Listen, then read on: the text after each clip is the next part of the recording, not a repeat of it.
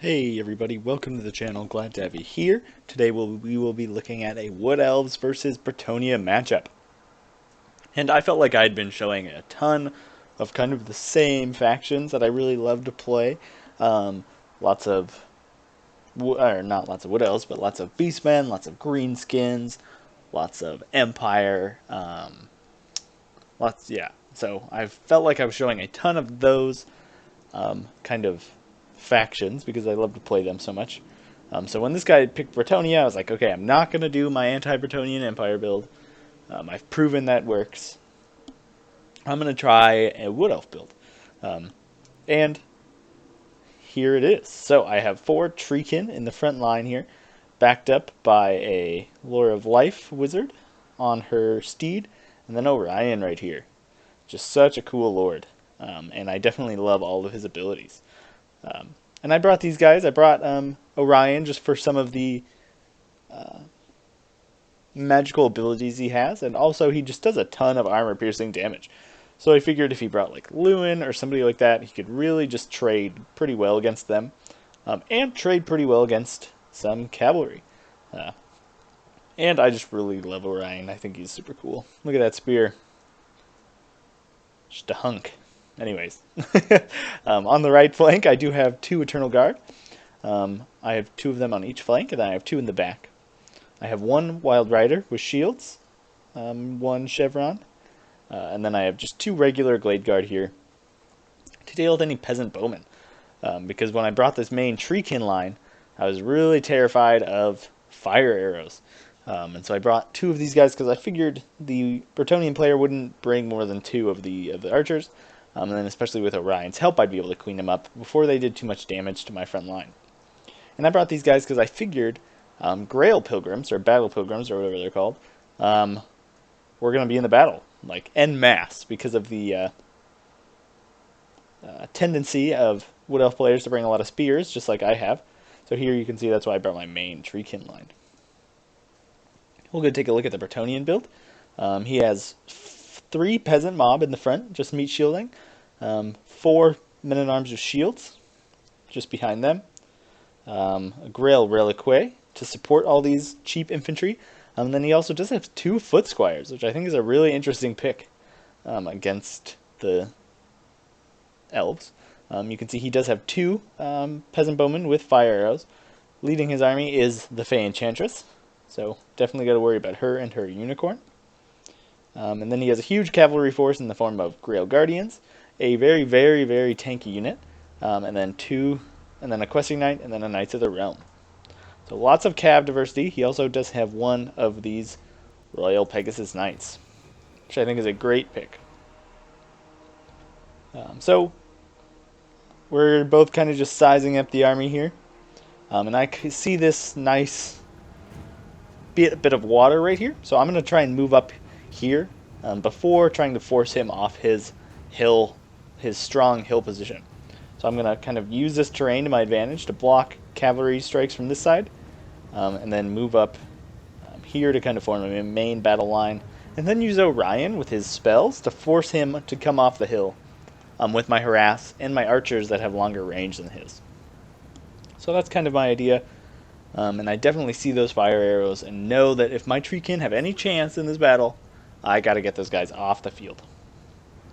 And you can see just kind of having all my spearmen in reserve, my Wild Riders getting ready to hop on anybody who on those Royal Pegasus Knights when they land. They're just such a cool unit. You can see Orion hopping out in front.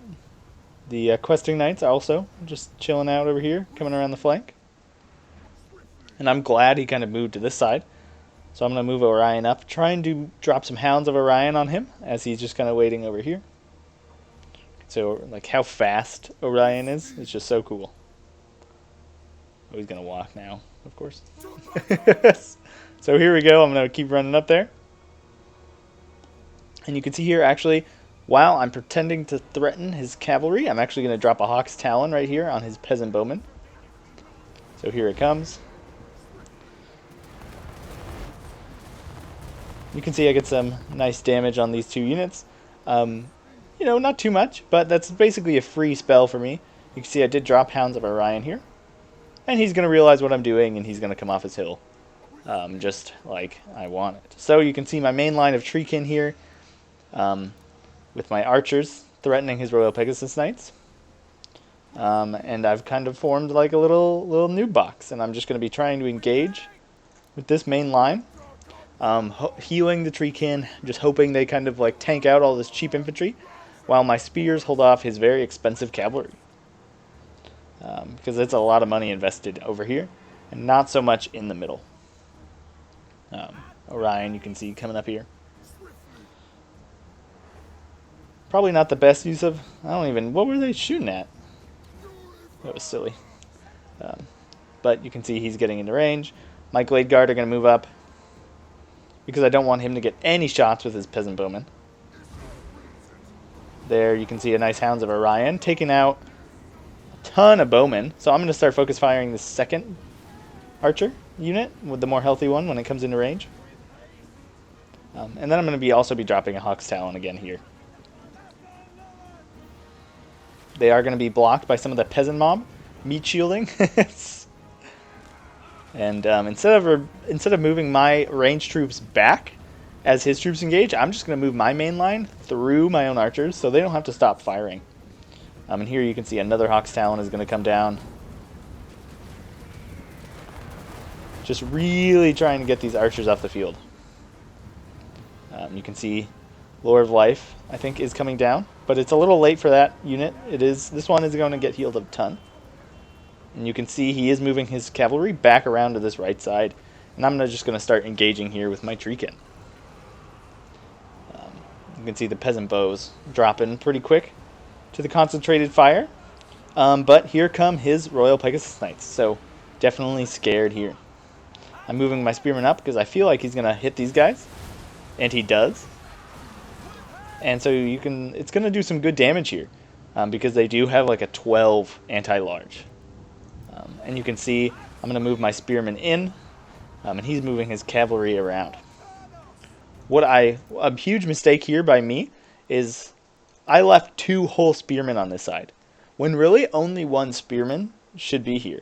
This one, or one of them at least, could move over here and kind of plug the gaps on this side. Because you can see he does have 4 units of cavalry, and I have 3 units of spearmen. So he is going to be able to outmaneuver me on this side unless I bring these 2 over to support. So definitely not the ideal situation. You can see these Pegasus Knights cheesing out there, doing fine. And you can see his peasant bowmen are coming back. But really, at this point, I have no way to threaten them because these Glade Guard need to be shooting at all of these units here. You can see Comet of Cassadora being wound up here, and Orion kind of just waiting in the middle here. Should be tossing some spears, but he's not. My Glade Guard getting some nice shots on the Questing Knights. They don't have armor-piercing damage, so they won't be doing the best. Here he is going to try and charge these guys in the back, and he is going to succeed. And you can see there dropping a nice charge on the back of my Internal Guard with shields. But then as these guys turn in, I love what he does here. He uses one group to kind of distract my spearmen, while the other group goes in to rear charge these cavalry. So that's definitely something I don't want to happen. You can see Orion here finally getting into the middle. He's going to just wreck these poor guys. And you can see here now my poor Eternal Guard getting sandwiched between 2 cavalry units and a foot squire. My Wild Riders do get a charge in, but while I'm just kind of microing elsewhere, these Questing Knights are getting a nice rear charge here on my Eternal Guard with shields. And I just don't have good enough micro here to play the Wood Elves. So this is not looking too good on this side here. You can see this Eternal Guard dropped real fast. You can see a regrowth dropping on this Eternal Guard, this Treekin. Just trying to keep these guys in the fight because I need these Eternal Guard for the late game. You can see these Eternal Guards slowly working through these men-at-arms. And the Royal Pegasus Knights did get in here and get into my Glade Guard. But I'm getting some nice shots in with my second unit. And my Spearmen are coming in to support. And you can see Orion just still in the middle doing his stuff. You can see I dropped or maybe that was my opponent dropping an ability there in the middle. You can see it's kind of evening out. My Wild Riders aren't doing too well. and they are getting charged. Here you can see another Hawk's Talon is being dropped on these this cavalry and the foot squires, doing some damage. And at this point, his peasant bowmen do come back. And you can see these guys still have 50 models. These guys still have 29. So they're just going to start raining fire in here against Orion and the Treekin. And this is not what I need if I'm going to be winning this battle. And you can see these foot squires tearing through my Eternal Guards with shield. Dropping heal on my spearmen that I feel like need it in this fight. You can see this one routes. These Pegasus Knights also route my Wild Riders with shields. So it's not looking too good. I am doing some good damage on these Questing Knights and these Knights of the Realm, but he still has a pretty healthy Grail Knight, and he's still got those Pegasus Knights. So I really have no way to threaten these guys now, and they're too far away from my Glade Guard to be firing at them. You can see Orion just getting like pimp slapped by these two guys. I just don't get it. Orion should just be slaughtering these guys with his incredibly high... He has 512 weapon strength, and he's doing like barely any damage to this Grail Reliquary. It doesn't make any sense. And then the Fey Enchantress is just coming in here and just laying a smackdown on this guy. So definitely strange. You can see these Pegasus Knights coming in. Great use of these guys, cleaning up the retreating units. Grail Knights, Grail Guardians here pulling out. And now I just have these Eternal Guard kind of blobbed in against some Foot Squires. You can see I turned my Glade Guard around to try and finish off these Royal Pegasus Knights. I need them off the field because I need to start pulling my Eternal Guard to come deal with this main line and help with the Foot Squires and just make sure this wins. And you can see doing a ton of damage. Just the Grail Reliquary and some Men-at-Arms. Like, this doesn't make any sense. This Grail Reliquary should be, like, getting slaughtered. But Orion just is not able to, like, hit it, I guess. And I don't have anything left now to protect these guys. You can see me pulling up some Eternal Guard with shields. And I'm going to be trying to take these guys out. These Royal Pegasus Knights out. You can see I finally break through the main line here with my Treekin. And I'm going to start collapsing them in this main blob. You can see the Treekin, though, not liking this fire damage. And there's really nothing I can do about it. Nice job mopping up these Eternal Guard. And I am going to bring my... How many do I have left here? 11 Wild Riders of Shields, and I'm going to bring them over here to kind of finish off these guys. But it would have been a great use much earlier in the battle before they did all this damage to the Treekin. So over here now you can see Orion kind of getting swamped. Hawk's Talon being dropped on these Grail Guardians. So that's pretty good. And the Spellswinger of Life is taking out this Grail Reliquary. Just very slowly. Very tanky unit, that Grail Reliquary, I guess. You can see the remnants of these cavalry doing very good, just taking out my routing units. And now it's very much a blob fight. You can see Hounds of Orion there did some nice damage. But Orion just very tired, taking some damage. Like, much more damage. I've been dropping heals on him as well. You can see these Eternal Guard kind of on Overwatch, trying to defend. And he does do a nice job of isolating this unit, and he's going to get a nice rear charge with the Questing Knights. But my Spearmen are in close support. And he's going to actually do something really smart and pull out through his own troops. And over here you can see just this fight slogging out for much longer than I figured. As Orion keeps trying to get out, keeps trying to take out these Grail Guardians. You can see finally my Wild Riders have taken out the 2 archer units. And they're going to kind of be on cleanup duty for a while, cleaning up just all these routing units. Knights of the Realm in here against the Treekin. That's great. With their anti-large bonus, they'll definitely be doing some damage. You can see these Treekin here need to be microed in here, but it's hard to tell who is fighting and who isn't. Orion definitely is in the thick of it. And these Grail Guardian units just have such a high melee defense that they are very difficult to kill. You can see there, that one takes a hit and drops. But not all of them die in one hit from Orion, so not doing too well there. You can see his health dropping. He does have the Cloak of Isha, though, so he should have that plus 44% damage resistance when he is below 20% health. You can see these Foot Squires just tanking out a bunch of Eternal Guard. These Treekin are fighting these guys. Another Hawk's Talon being dropped. Trying to get the most out of Orion that I possibly can. So there you can see just wiping out that Knights of the Realm unit.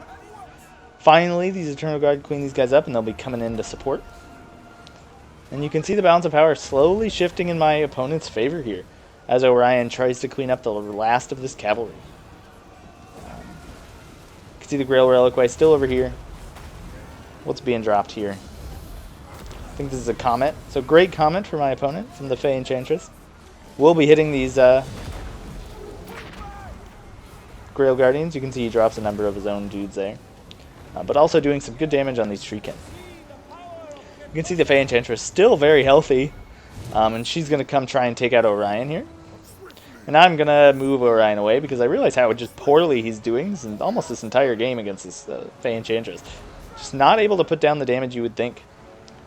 Questing Knights coming in for a recharge. My Wild Riders are coming in as well.